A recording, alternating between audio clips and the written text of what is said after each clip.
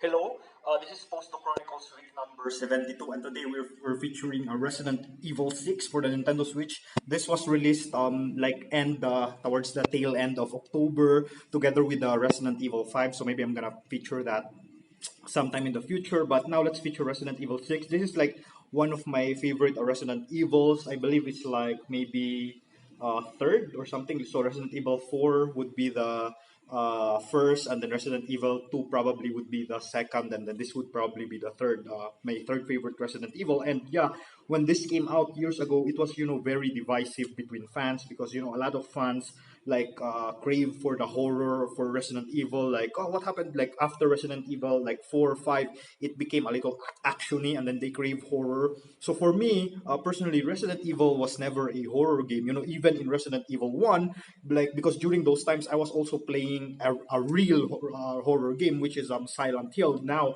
that game for me is horror. It's so psychological. Like when you walk around the fog, it's like evil is everywhere. Resident Evil is more like jump scares, like suspense or thriller, and the one of the things that I love about Resident Evil is the badassery that comes with being able to eliminate these monsters and zombies that was made into these things by the different viruses. So that's what I love about Resident Evil. And the thing about Resident Evil 6 is it was very ambitious, and it tried to cater to different fans. So the Resident Evil 6 is a very huge scope because once you play the main campaign of a single character, you can play some other characters. For example, there's a campaign for Leon, and so the Leon campaign basically focuses on the horror element. So they tried it to be a little bit dark, a little bit horror. And then there's a Leon path, the Leon story campaign, which is more action packed. You're all about like reading killing zombies and a lot of these huge monsters, a lot of these chase sequences. And then the Jake path, so there's this character named Jake.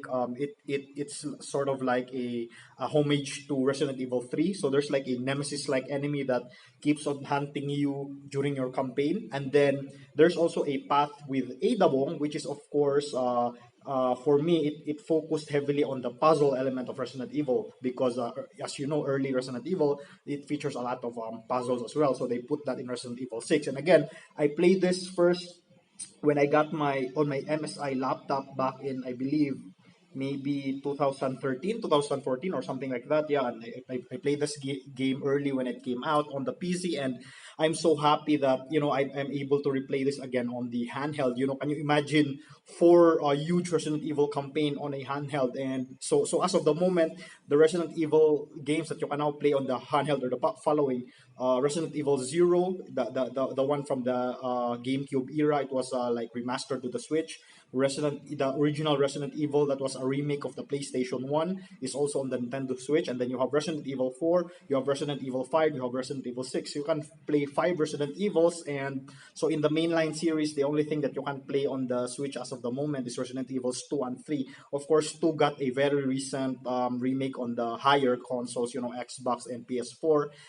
Maybe I'll play that in the future. My laptop can't run it currently because I have a relatively low end laptop in terms of gaming. I'm using a MacBook Pro, and I don't think my old MSI, I still have it with me. I don't think it can run Resident Evil 2 already. And then I've heard there's like a remake of Resident Evil 3 coming as well. But yeah, I don't mind because I can play those games, Resident Evil 2 and Resident Evil 3, on my GPI case. But yeah, I'm so excited replaying this guy here and Resident Evil 5 as well on my Nintendo Switch. And anyway, before we move on to Postdoc Chronicles, let me also feature here my new Nintendo Switch. So this is my latest Nintendo Switch. My girlfriend bought it for me when I was she's gonna refund me basically. She said, okay, look for like a souvenir that you want in Geneva, Switzerland. So I got this at the Geneva airport. And the nice thing is it's Nintendo Switch version 2 is it was like 10% off on that. There's like they're like having a that particular store, they're having like a 10% discount on all their items. So I got this for a price that would be cheaper had I bought this, for example, in the Philippines or here in South Africa. Especially in South Africa, it's insanely expensive. So what is this? This is the Switch V2. This one is my original Nintendo Switch. So you have there. This is V1, and then this is Nintendo Switch V2. And the main difference is, as you can see, if you just look at them physically, they basically look the same. But the main difference of Nintendo Switch V2 is it has a new chip known as it has a code name Mariko. This one has the older chipset code name Logan, and the main difference is that the chipset on Nintendo Switch version 2 and also the same ones they're using on the Nintendo Switch Lite is more efficient. So it means that it doesn't use a lot of battery. It does not heat much. So I can really tell because with the moment I played Warframe here, usually when I play Warframe here, it heats up right away, and then the fan is really very fast.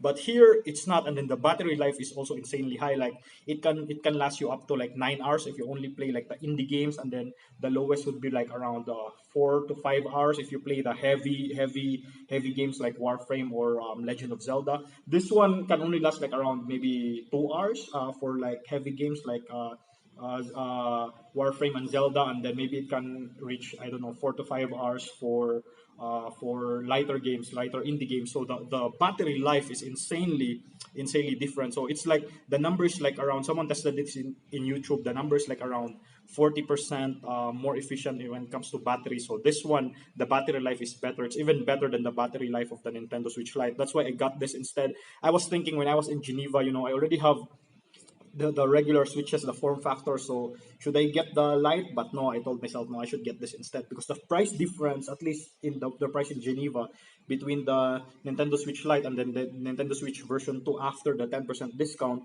is not that huge, the gap. And then the things that you can do here versus the Switch Lite, there's a lot. So that's why these are my Nintendo Switches now. Again, both of them were gifted by my fiance to me. This one she gave me when during the it's like an early Christmas gift from her to me when I think it was around the time when Super Mario Odyssey came out for the Nintendo Switch. So when that came out, I really love Super Mario, so I gotta have the Switch when that came out. So I did not get the Switch on launch. It launched March 2017. I did not get it then because I'm not that huge into open world Zelda. But when Super Mario Odyssey came out, then I got this as well. Okay, so these are my Switches right now. But anyway, going to postdoc. So after I came back from Switzerland from the induction and software tutorials with Atlas, I had to concentrate, reading a lot of papers on B physics and Lepton Universality. And the reason is that, so like I said before, the Philippines National Institute of Physics and some other universities, they want to join the CMS collaboration, and so they had to come up with. So they already went to CERN, did all the talks with the CMS people, and then one of the things that they have to come up with is they have to provide a sort of proposal, a physics proposal on what they're planning to do once they join CMS. So I was already like I was not part of that anymore because the plan is I would be focusing on Atlas. I'll be on Atlas. Like again, like I said before, Atlas and CMS are like some sort of competing experimental collaboration. So that once you have an experiment, there would be there's not only one collaboration that would say that they found something that someone could verify it. So CMS and then Atlas. So NIP said I should focus on Atlas, but then the thing is the guy who was supposed to make the proposal on B physics like backed out at the last minute. And so I was in Geneva when my colleague in NIP emailed me and said, hey Marvin, can you like instead write the B physics proposal for us because this guy backed out at the last minute.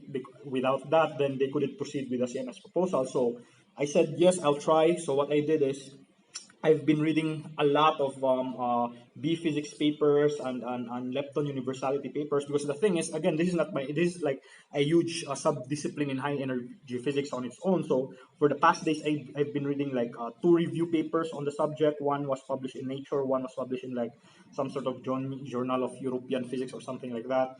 This other one, the more recent one, the one that was published in the Journal of European Physics, is 50 pages, and then it's 2019. It's more recent, but it came before the what do you call this? The Morion conference. So there were new results already for Morion that were not included in that review paper. But yeah, let's talk about Lepton Universality. What is Lepton Universality and the B physics anomaly? Sometimes it's called what is it about? So before the Morion, there's like let's talk about the standard model first. So the standard model says that the three generations of leptons, the electron, the muon, and the tau, they basically behave the same under the electroweak couplings. You know, their couplings to other particles in the electroweak are the same. Of course, they do not interact strongly because they're not colored.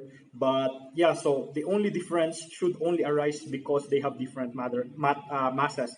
Other than that, it should be the same. Okay, so when you look at like direct measurements of their coupling with the Z gauge bosons or the charge W gauge bosons, indeed it looks like that's the case. You know, it's the same. And then when they look at, for example, pure leptonic decays of B, for example, going to a lepton and its corresponding anti-neutrino, it looks the same. However, when they look at the channel decay channel involving B decaying, the so-called semi-leptonic decay, B decaying to some other quark and then a lepton plus its corresponding anti-neutrino, the thing is the rate for the tau is a little bit higher as predicted by the standard model. And in fact, if you look at the numbers, it's like the difference is like 4 sigma, you know, before 2019. So it's not enough to say that there is an anomaly, that lepton is not the lepton coupling is not universal, because it's still 4 sigma. I believe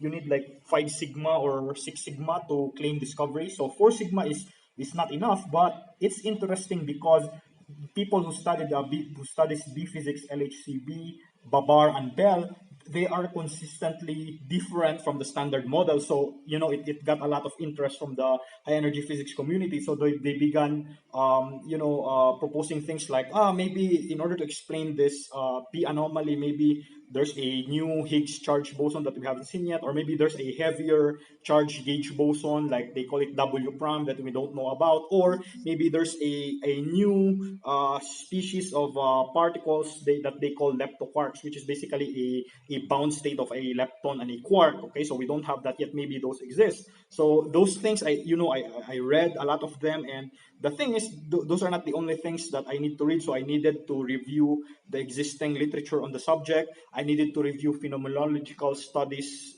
involving the new physics that would arise from B physics, and I also needed to review what CMS could do in B physics, because you know CMS is a general purpose collider. It's not the same as, for example, Bell and Babar. These are really there. That's why they're called B factories, because they're really built to study this called the B physics sector. So they're like producing this thing called the Upsilon 4s. It's a quarkonium of bottom and anti-bottom, and then they produce these resonances, and this particular particle, the Upsilon 4s, it decays predominantly into B bar pairs, you know, and so it's a very nice source of B's.